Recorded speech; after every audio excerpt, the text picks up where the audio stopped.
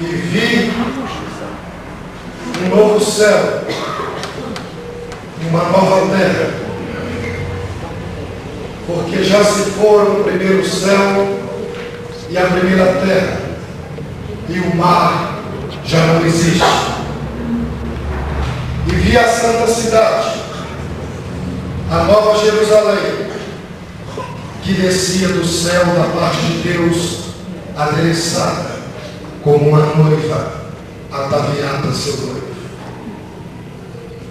E ouvi uma grande voz vinda do trono, que dizia: eis que o tabernáculo de Deus está com os homens, pois com eles habitará, e eles serão o seu povo, e Deus mesmo estará com eles. Ele enxugará os seus olhos toda lágrima, e não haverá mais morte, nem haverá mais pranto, nem lamento, nem dor, porque já as primeiras coisas são passadas. E o que estava sentado sobre o trono disse: eis que faço novas todas as coisas. E acrescentou: escreve, porque estas palavras são fiéis e verdadeiras. Disse-me ainda: está cumprido. Eu sou o Alfa e o Ômega, o princípio e o fim. A quem tiver sede, de graça lhe darei a beber da fonte da água da vida. Aquele que vencer herdará estas coisas, e eu serei seu Deus, e ele será o meu filho.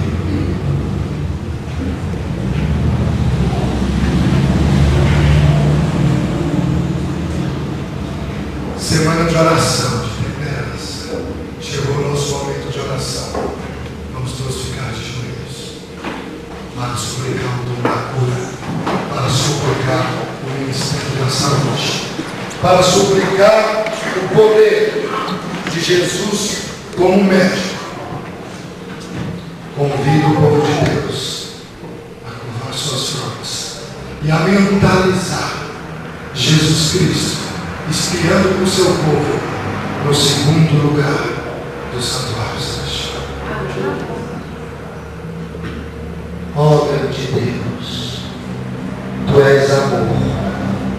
Suplicamos agora o amor revelado em Teu Filho unigênito, o nosso Senhor Jesus Cristo, que morreu por nós, que está aí no céu como nosso advogado, esperando pela Tua igreja, pelo Teu povo. Como Bartimeu, pobre, cego, naquela estrada empoeirada da Palestina, gritou: gritaremos nós também agora: Senhor Jesus, tenha misericórdia de nós. Amém. Olhai para nós. Amém. Olhai para a Tua igreja. Olhai para as pessoas que estão enfermas. Olhai para o Teu povo. Com o Teu poder, Senhor. Amém. Para a honra e glória do Teu nome, no meio do Teu povo e no planeta Terra, curai a Tua igreja. Amém.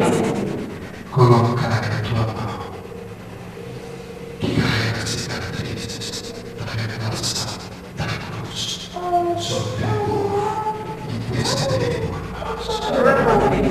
Que o nosso pranto, que a nossa lágrima, que a nossa dor possa ser nesse momento, Pai, expulsa pelo poder do Cordeiro que tira o pecado, a enfermidade e a doença. Esteja conosco nesse momento, Senhor, derramando as chuvas de hoje sobre essa terra. Falai por nós. Dê a mensagem, Senhor Jesus, no som do céu. Uma mensagem que vem carregada do amor de Cristo. Uma mensagem de salvação. Uma mensagem, Pai, aonde o pecador, o enfermo, o paralítico, o viciado, o cego, aquele que está sofrendo, encontra um aprisco seguro para a glória e pregação da Evangelho. Amém. Amém.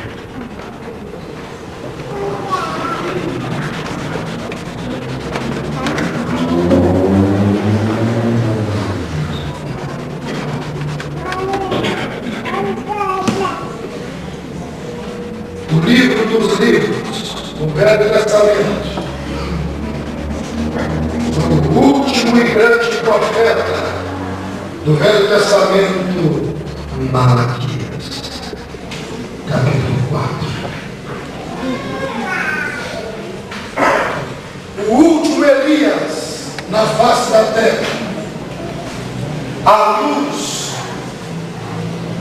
e o surgimento do último Elias dentro do povo de Deus para dar uma mensagem de arrependimento e misericórdia e preparar o caminho para a segunda vinda do Senhor. Malaquias 4, versículo 4.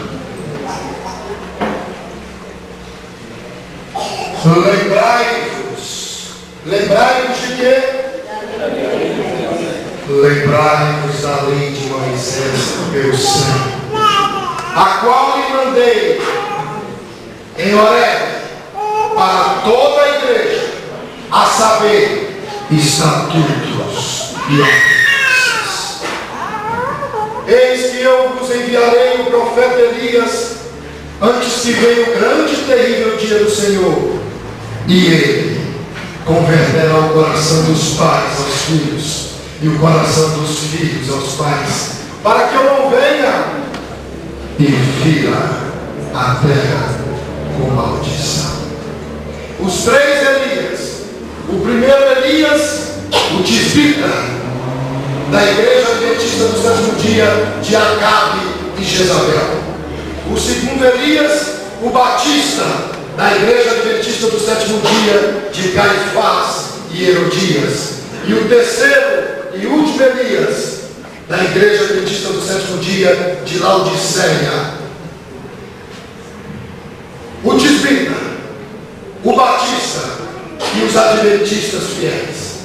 Os três vivendo em três épocas diferentes, mas tendo em comum uma profecia a se cumprir, de Malaquias capítulo 4, e também a revelação do Espírito de profecia no livro Profetas e Reis, página 219. Elias foi um tipo dos santos que estarão vivendo na terra por ocasião do segundo advento de Cristo, e que serão transformados no momento,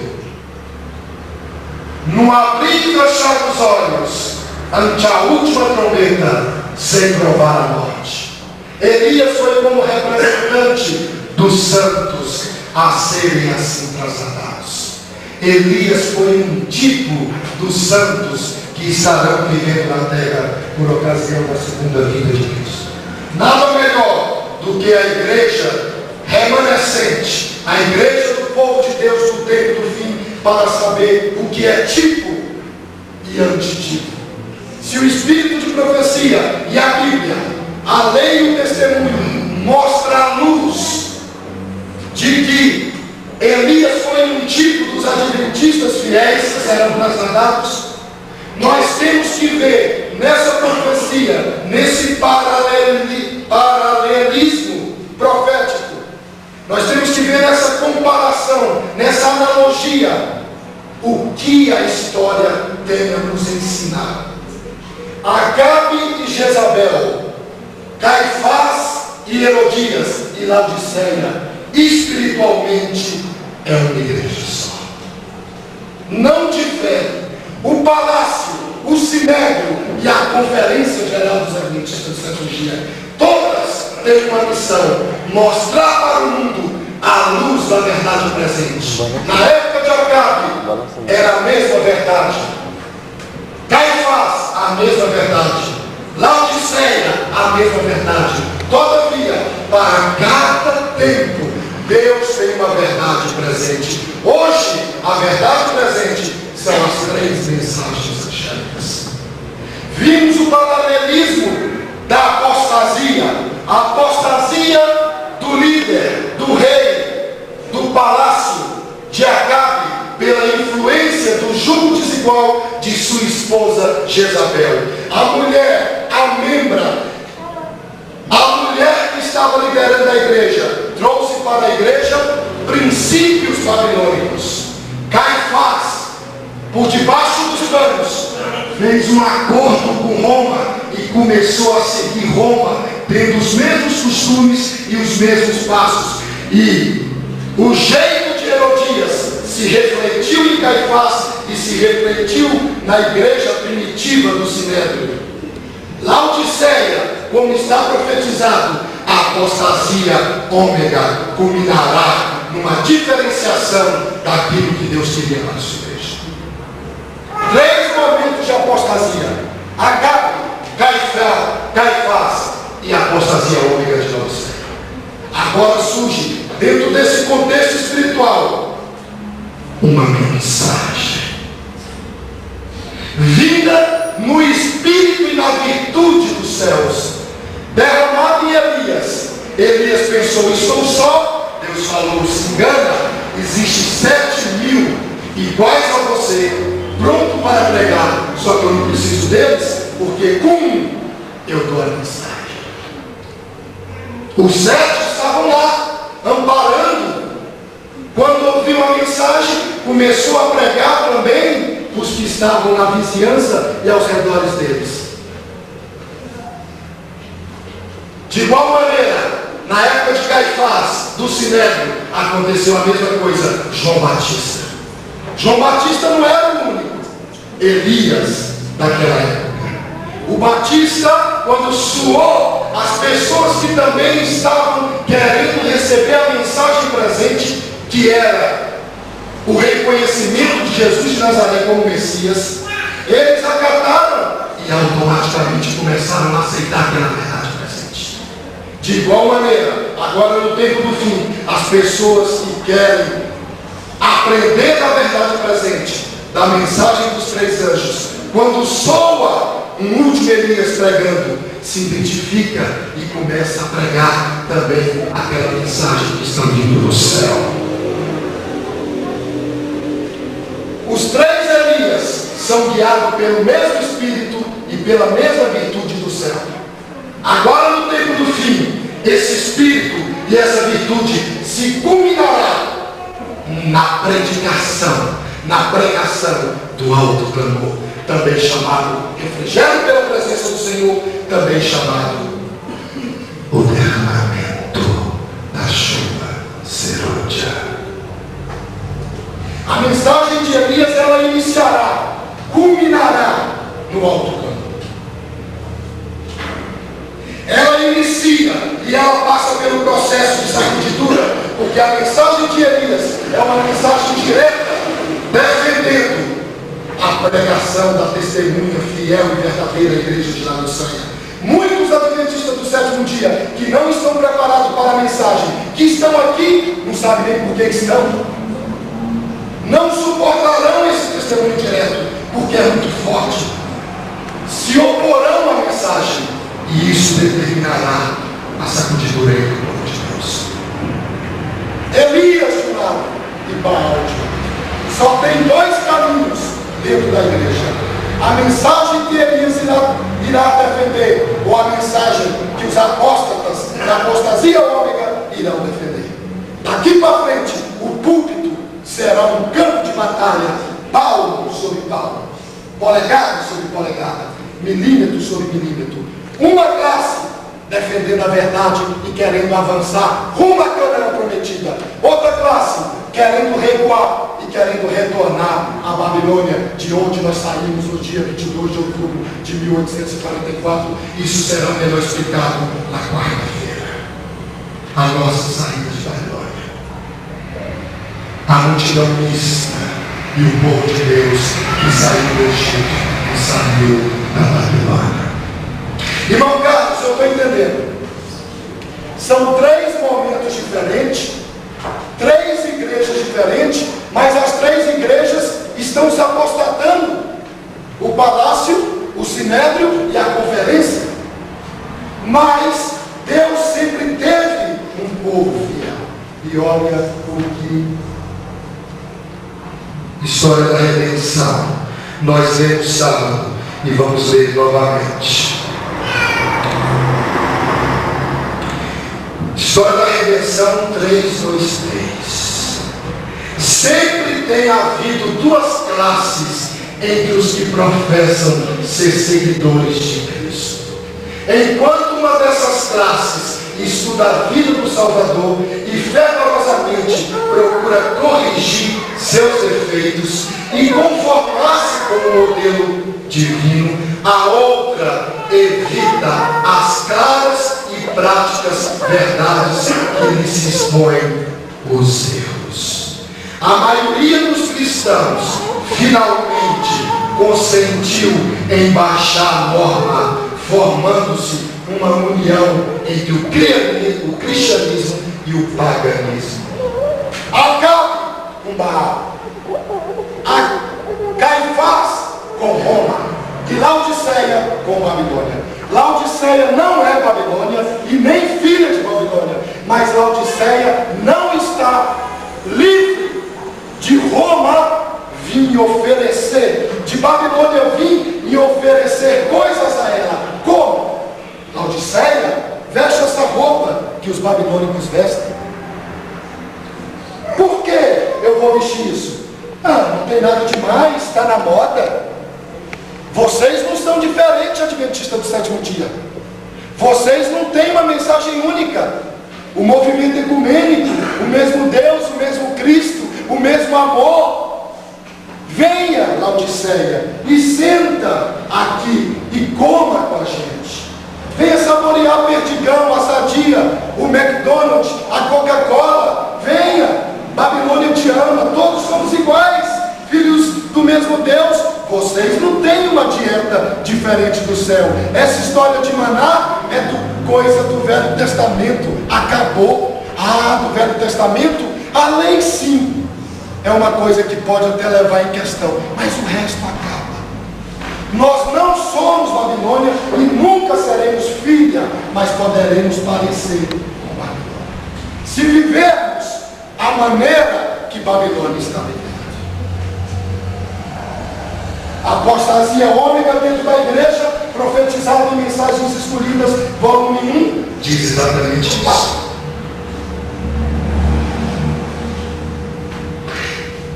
Muitos adventistas falam: olha o que os judeus fizeram, negar Jesus. Se tivesse não negava. Mas naquela época, pregar sobre Jesus, o sinédrio cortava, proibia de pregar, perseguia.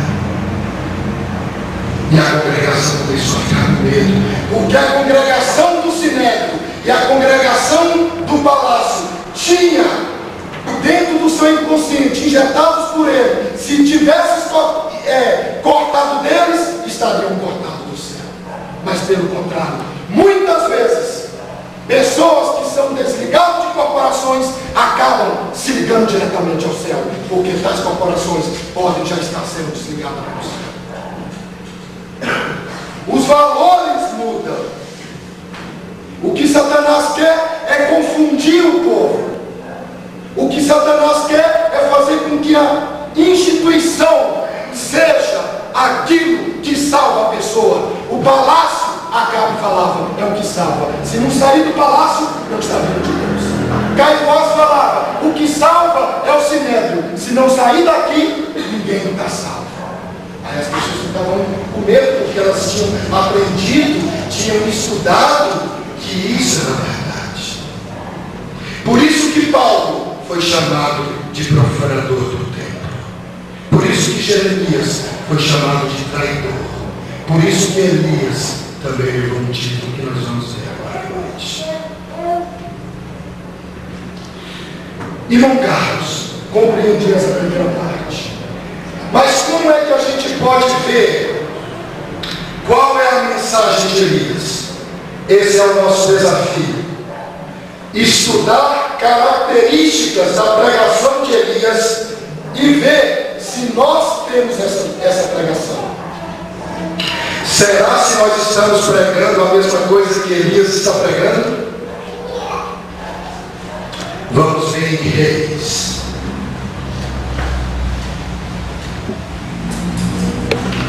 O Velho Testamento, no livro de Primeiros Reis. Primeiros Reis, capítulo 18. A primeira característica do último Elias.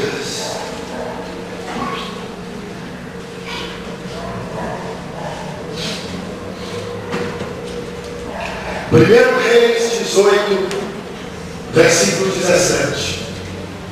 E sucedeu, versículo 17, que vendo Acabe a Elias, disse-lhes: És tu perturbador de Israel? Então Elias respondeu: Não sou eu que tenho perturbado a igreja, mas és tu, ó rei, ó líder, e a casa do teu pai, porque tendes deixado os mandamentos do Senhor. A primeira característica da pregação de Elias: defender a lei. Não é possível. Uma coisa que é nossa, todo adventista do sétimo dia defende a lei e prega a lei. Será se isso está acontecendo? Será se nós estamos vendo nas rádios e nas televisões os nossos pregadores defendendo a lei de Deus e explicando os princípios da obediência do primeiro mandamento, segundo, terceiro, quarto, quinto, sexto, sétimo, oitavo, nono e décimo, e dizendo que a transgressão da lei é pecado e quem continuar transgredindo vai se queimar, vai receber as pragas? Será se os nossos pregadores estão indo para os rádios, para as televisões, para as praças, para dizer para os políticos que eles estão transgredindo a lei de Deus, que se eles não corrigirem, enquanto a graça e o amor de Jesus está no planeta Terra, eles também se perderão? Será que os pregadores da igreja adventista do sétimo dia estão defendendo a lei como deveria defender? Ou será se nós estamos com medo de sermos acusados de legalistas? A acusação de legalista feita para a igreja adventista do sétimo dia foi oriunda e veio do arqui-inimigo chamado o diabo, a antiga serpente, o acusador dos santos. Quem bolou esse tipo de legalista para a igreja foi Satanás, porque ele queria que o povo recuasse. Nossa, nós somos legalistas, então nós não temos que pegar essa mensagem. Nós temos que pegar uma outra mensagem. Qual? Que Deus é amor, que Deus morreu por todos e o mundo vai se converter. Paz e segurança, uma vez salvo, salvo para sempre. Conhece Jesus, Ele vai resolver todos esses problemas. Enquanto Satanás e o mundo veio, vocês são legalistas, vocês são legalistas. A mensagem não é essa, isso é coisa do Velho Testamento. Vocês são cristãos, vocês têm que pregar o que as pessoas estão pregando. A igreja adventista não pode ser diferente, ela tem que participar de uma pregação mundial, porque a pregação mundial converterá o mundo ao cristianismo. Mas sabe que argumento é esse? Essa pregação culminará na personificação de Satanás, na pessoa de Cristo. Satanás não quer que pregue sobre a lei, Satanás quer que pregue sobre o amor de Cristo. Sabe por quê? Porque ele vai se levantar dentro das corporações religiosas como amoroso e como nosso Salvador Jesus. Olha o golpe que está sendo feito. Quando se prega sobre a lei, Satanás treme. Porque quando prega sobre a lei, você está mostrando erros. E quando você mostra erros, você mostra que para esse pecador só resta Jesus. Contra esse erro, só resta o sangue do Cordeiro. Contra esse vício e esse pecado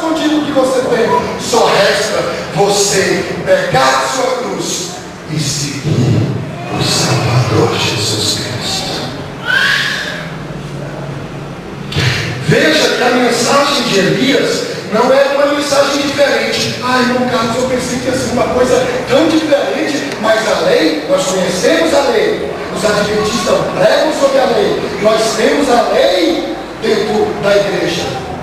Mas por que precisou Elias pregar a lei? Se a lei estava dentro da igreja de Acabe. As duas tábuas estavam lá. Todo dia Acabe via. Será se Acabe esqueceu da lei? Como um líder da igreja adventista do passado esqueceu de uma característica que marca a igreja verdadeira? A lei. Como é possível isso? Ai, irmão Carlos, se eu estivesse nessa igreja de Acabe, eu não ia esquecer. Por quê? Porque eu sou adventista, eu ia pregar sobre a lei. Será que nós estamos pregando sobre a lei?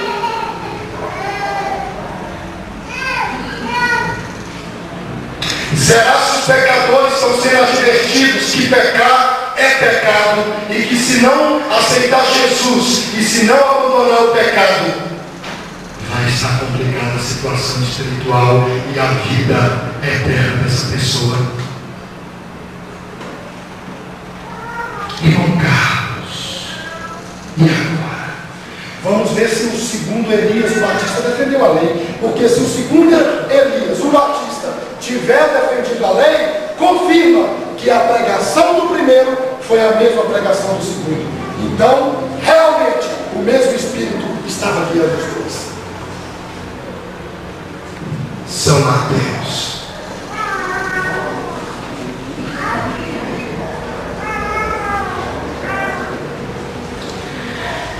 Daqui para frente, Satanás vai falar para os adventistas do sétimo dia que nós não podemos pregar sobre a lei,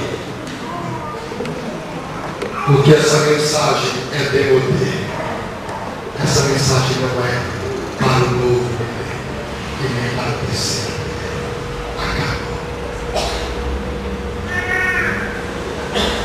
Mateus 14. São Mateus 14. Naquele tempo Herodes o tetrarca ouviu a fama de Jesus e disse aos seus cortesões: esse é João Batista, ele ressuscitou dentre os mortos e por isso esses poderes milagrosos operam nele. Pois Herodes havia prendido a João o Batista e mantendo, versículo 3 do capítulo 14, o guardava na prisão por causa de Herodias, mulher de seu irmão Filipe, porque João Batista, o segundo Elias, pregava: não é lícito possuir. O membro da igreja adventista do sétimo dia, da época de Sinédrio, do Sinédrio de Caifás, chegou para Roma e disse: Roma, tu estás em pecado. Herodes, por que adventista do sétimo dia? Porque você adultera e vive com a mulher de João está defendendo a lei e ninguém do Sinédrio nunca disse para Roma, para Herodes, que a lei existe. Ninguém nunca lhe mostrou o caminho verdadeiro. E Herodias falou: Herodes, João tem que morrer, porque a mensagem de João não vem do Sinédrio. João está doido. Por que só João é que defende a lei, enquanto o Sinédrio é que tinha que estar defendido? Quando João foi preso, o Sinédrio cruzou os braços para o membro da igreja adventista. E possivelmente deve ter até falado: não, ele não é membro aqui dessa igreja, diz o nome dele agora. E o Sinédrio deixou um membro do povo de Deus padecer e ninguém defendeu. Mas o segundo Elias estava defendendo a lei de Deus. Irmão Carlos, será que a igreja naquela época não defendia a lei? E os fariseus? Irmãos, era uma fachada. Por que João Batista e Jesus não estudavam mais naquele colégio de teologia chamado Escola dos Profetas? Porque a escola dos profetas originais ficava fora da cidade. Eles não estudavam nenhum outro teólogo e nenhuma outra doutrina, mas a escola dos